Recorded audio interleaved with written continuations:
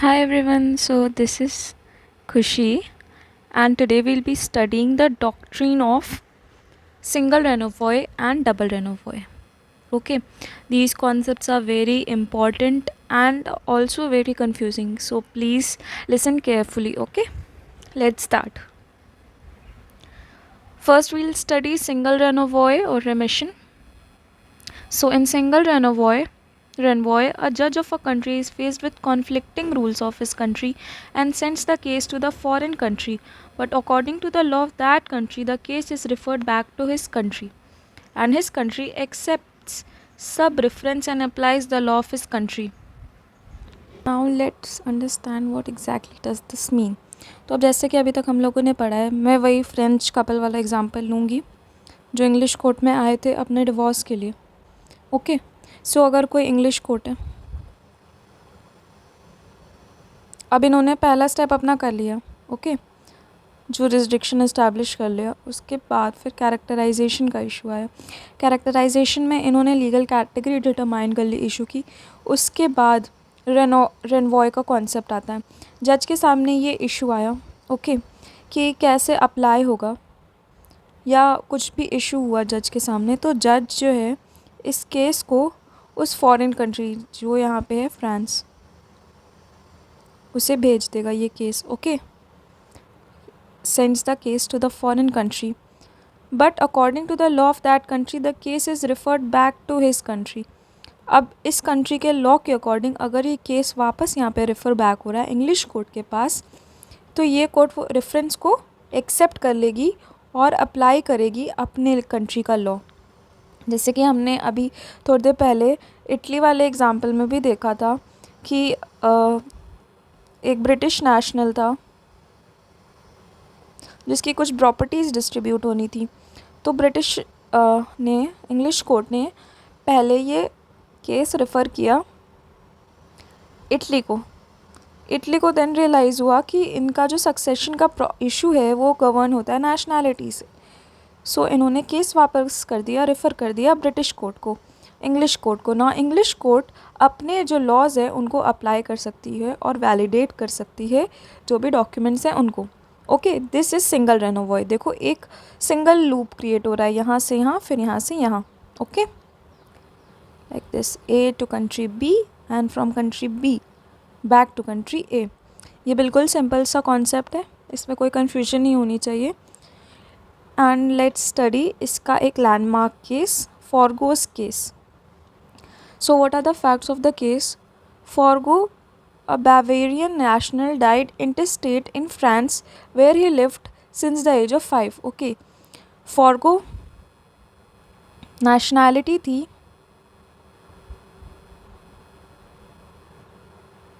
Bavaria की, but he died in France. Now what is the issue? The question before the French court was whether his movable in France should be distributed according to the internal law of France or of Bavaria. तो अब issue क्या था, जब इनकी death हुई तो इनकी कुछ मूवेबल प्रॉपर्टीज़ थी.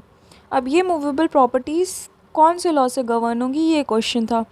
फ्रांस के लॉ से या फिर बेवेरिया के लॉ से.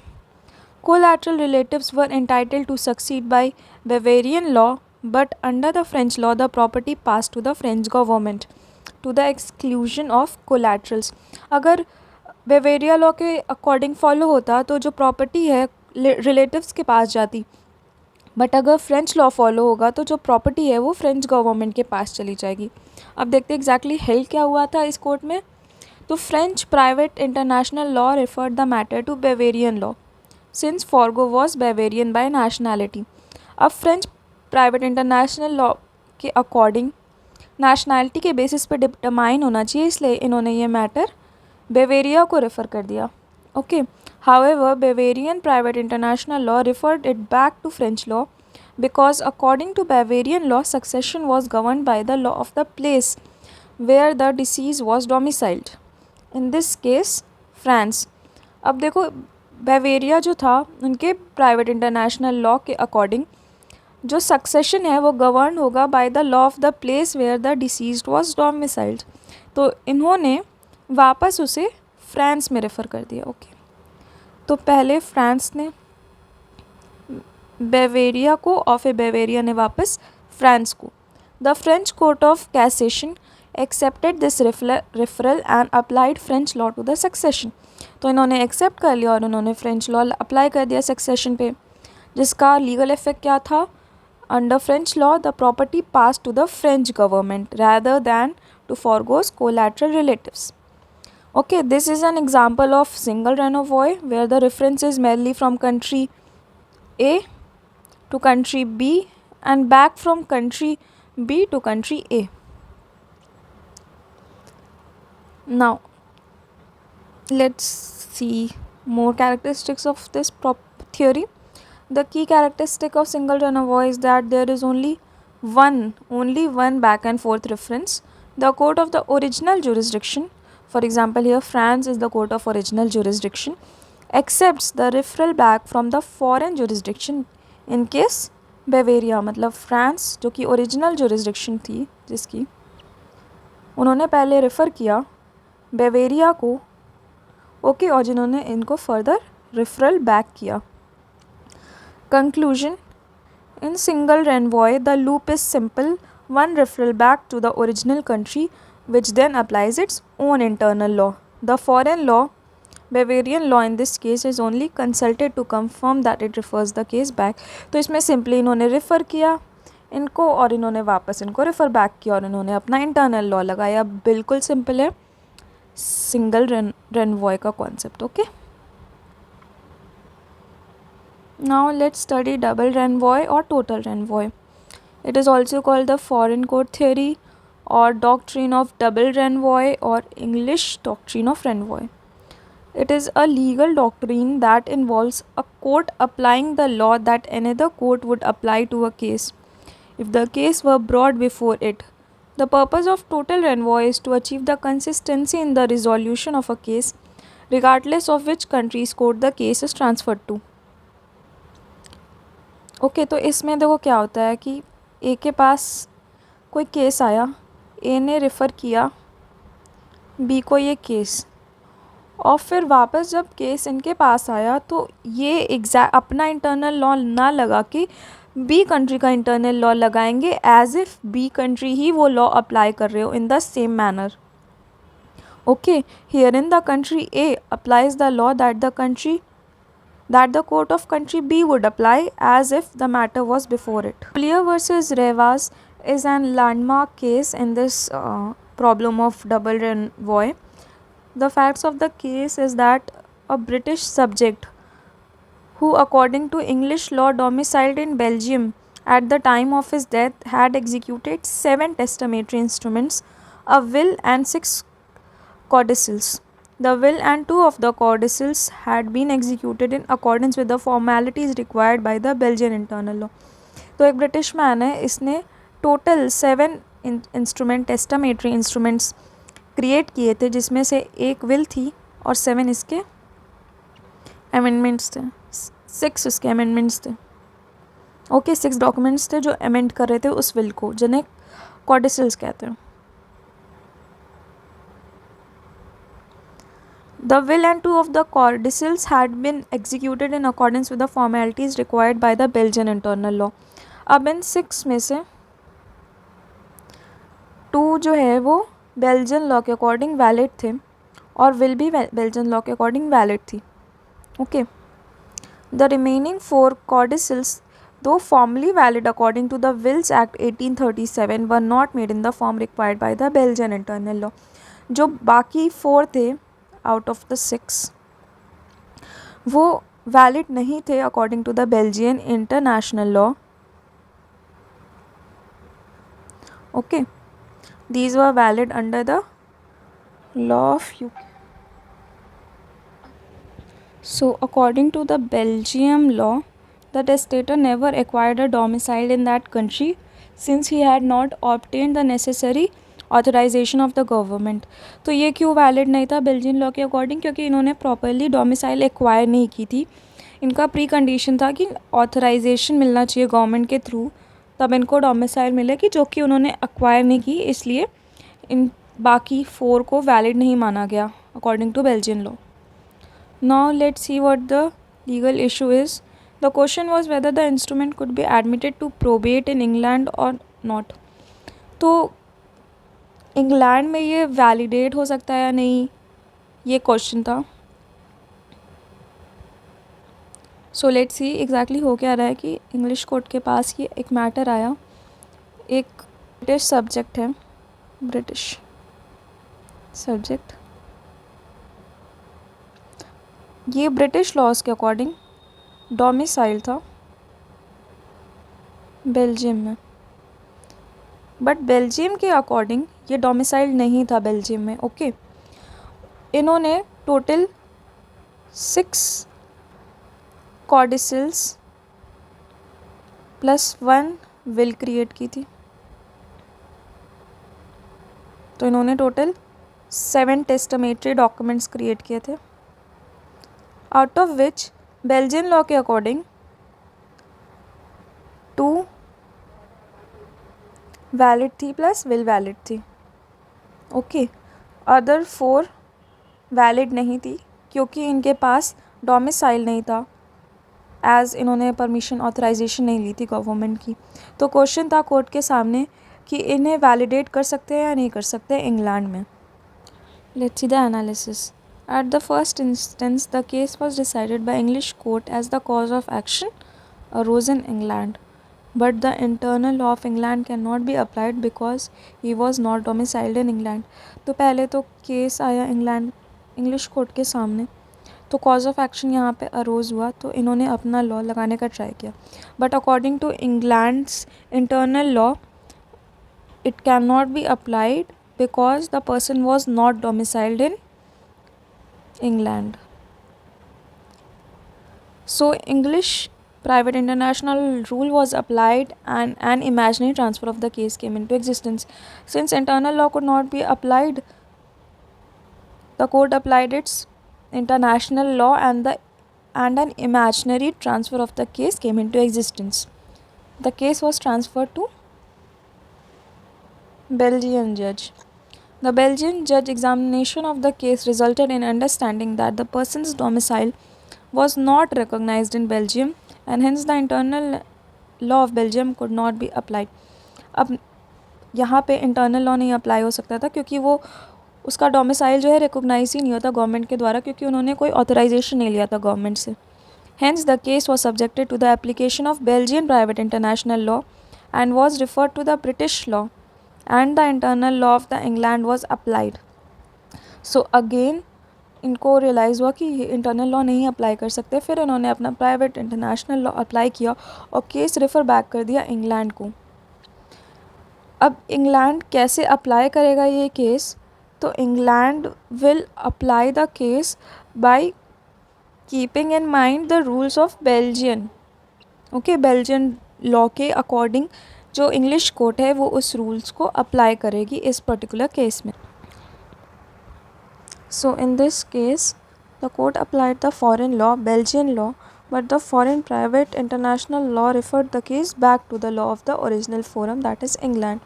In this process, the English court stimulated what the Belgian court would do. The decision required the court to consider not only the foreign international law, but also the foreign private international law. In this way, total renvoi involves a more complex back and forth process where the court accesses how the foreign court would handle the case. Okay, तो यहाँ पे ज़्यादा थोड़ा सा complex है as compared to single renvoi. Single renvoi में क्या हो रहा था कि ए कोई कंट्री है, उसके अकॉर्डिंग उसको ऐसा लग रहा था कि बी कंट्री का लॉ लगना चाहिए, तो बी कंट्री को रेफ़र कर रहा था. बट बी कंट्री जब अपने लॉ में इंटरनली देख रही थी तो उसके अकॉर्डिंग ए को ही डील करना चाहिए उस मैटर से, फिर ए अपना इंटरनल लॉ लगा रहा था. बट यहाँ पे क्या हो रहा है कि ए अपने लॉज को देख रहा है. ओके, यहाँ पे पहले इन्होंने अपना इंटरनल लॉ देखा तो इंटरनल लॉ नहीं अप्लाई हो रहा था क्योंकि इनके अकॉर्डिंग डोमिसाइल था उस इंसान का बेल्जियम. तो इन्होंने अपना प्राइवेट इंटरनेशनल लॉ लगाया और उसके अकॉर्डिंग केस को रेफ़र कर दिया कंट्री बी को. कंट्री बी ने फिर अपना इंटरनल लॉ देखा और इन्होंने कहा कि हमारा तो यहाँ पे अप्लाई नहीं होगा लॉ क्योंकि यहाँ पे डोमिसाइल नहीं है इस्टेब्लिश. फिर इन्होंने अपना इन प्राइवेट इंटरनेशनल लॉ देखा और उसके अकॉर्डिंग इन्होंने केस वापस सेंड कर दिया ए को. Okay, so in this case the court applied the foreign law but the foreign private international law referred the case back to the law of the original forum England. In this process, the court stimulated what the Belgian court would do. The decision required the court to consider not only the foreign internal law but also the foreign private international law. In this way, total renvoi involves a more complex back and forth process where the court assesses how the foreign court would handle the case. Okay. Conclusion: in total renvoi, the court considers both the internal law and the private international law of the foreign country. Its decision is based on what the foreign court would do in that situation, which often leads to the case being referred back to the original jurisdiction. अब देखो exactly यहाँ पे हो क्या रहा है कि अभी तक ए खुद के लॉज में देख रहा था, उसको लग रहा था कि बी कंट्री का लॉ लगना चाहिए, तो वो बी सिंगल रेनोवाई के केस में, तो वो बी कंट्री को वो केस सेंड करा था और बी कंट्री दोबारा ए को रेफ़र कर रही थी. यहाँ पे ए इंटरनल लॉ अपना वो कर रहा है, अप्लाई कर रहा है. अब देखो ये जो रेफरेंस किया था स्टार्टिंग में ए ने बी को, तो ये सिर्फ प्राइमा फेसाई था, सिर्फ ये पता करने के लिए कि अप्लाई होगा या नहीं होगा बी का लॉ. इन्होंने उसको एग्जामिन नहीं किया था in depth internally. Okay, private international law और इंटरनल लॉ को इनके. बट डबल रेनवॉय में क्या हो रहा है कि ए जो है पहले अपना इंटरनल लॉ देख रही है, उसके बाद बी को सेंड कर रही है इमेजिनरी, उसके बाद बी अपना इंटरनल लॉ एग्जामिन कर रही है, उसके बाद अब इंटरनल लॉ गवर्न नहीं हो रहा है तो अपना प्राइवेट इंटरनेशनल लॉ एग्जामिन कर रही है, उसके अकॉर्डिंग उसको वापस रेफ़र कर रही है ए के पास. ओके, तो इस प्रोसेस में ये जो यहाँ पे कोर्ट के पास केस आया और बी ने एग्जामिन किया इंटरनल लॉ, तो ये ए ही एग्जामिन कर रही है, इमेजिन कर रही है कि बेल्जियम जज इस जगह पे होता तो लॉ कौन से अप्लाई होता, कैसे अप्लाई होता, और उसके बाद अगर वो अप्लाई नहीं होगा तो फिर PIL लग रहा है. ओके, तो यहाँ पे ज़्यादा कॉम्प्लेक्स प्रोसेस है क्योंकि कोर्ट जो है दोनों ही इंटरनल लॉ डोमेस्टिक लॉज को भी देख रही है और उसके बाद प्राइवेट इंटरनेशनल लॉज को भी देख रही है, तो it's creating a double loop. इसीलिए इसे डबल रेनवॉय कहते हैं as opposed to single renvoi. Now let's see कि क्या की डिफरेंसेस हैं सिंगल रेनवॉय और डबल रेनवॉय में. फर्स्ट इज़, और ये मैंने विथ रेफरेंस टू दोनों जो केसेस हैं लैंडमार्क केसेस हैं उनके रेफरेंस में बताया है ताकि ईजियर हो अंडरस्टैंड करने में. First, with reference to the number of referrals. The referrals happens only once. The original court refers the case to the foreign jurisdiction, and when the foreign jurisdiction refers it back, the original court applies its own internal law. So simply क्या हो रहा है, A है referrals happens only one. Original court, जो original court है, refers the case to the foreign jurisdiction. Foreign jurisdiction को refer किया, and when the foreign jurisdiction refers it back, the original court applies its own internal law. ये हो गया single renvoi. Now let's see double renvoi में क्या होता है या टोटल रेनवॉय में क्या होता है. The court takes into account not only the foreign jurisdictions internal law but also private international law which में refer the case back. The referral happens twice. तो इसमें क्या हो रहा है कि ए जो है बी के सिर्फ इंटरनल लॉज को ही नहीं एग्जामिन करेगा बट ऑल्सो एग्जामिन करेगा उसके प्राइवेट इंटरनेशनल लॉ को. Next, which law is applied?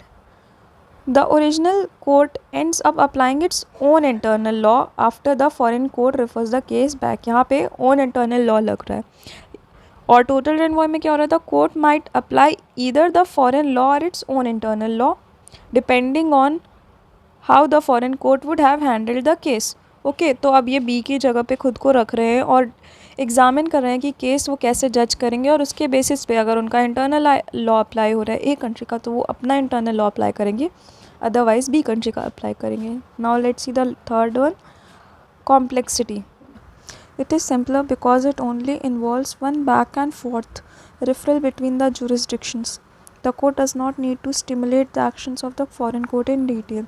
तो ये ज़्यादा सिंपल है क्योंकि बेसिक सा रीज़न है, क्योंकि यहाँ पे simply A to B refer हो रहा है केस और बी से बैक टू ए हो रहा है जो कि अपना इंटरनल लॉ अप्लाई हो रहा था. It is much more simpler. However, in Total Renvoy, it is more complex as it involves a more detailed consideration of the foreign law and the foreign legal system. तो as compared to this, जो total रेनवॉय है वो ज़्यादा complex है, क्योंकि वहाँ पे ज़्यादा डिटेल में कंसीडर कर रहा है, जैसे कि ए ज़्यादा डिटेल में बी कंट्री के private international law as well as internal law consider कर रहा है in order to decide which one to apply. Okay, so this is it. I have explained the concept of Renvoy in very detail, and I hoped it helped you to understand the concept more clearly. And if you couldn't understand it in at once, that it's completely understandable because this concept is very tough. But yeah, if you try it once or twice, you will reach there. So thank you for listening, and do like.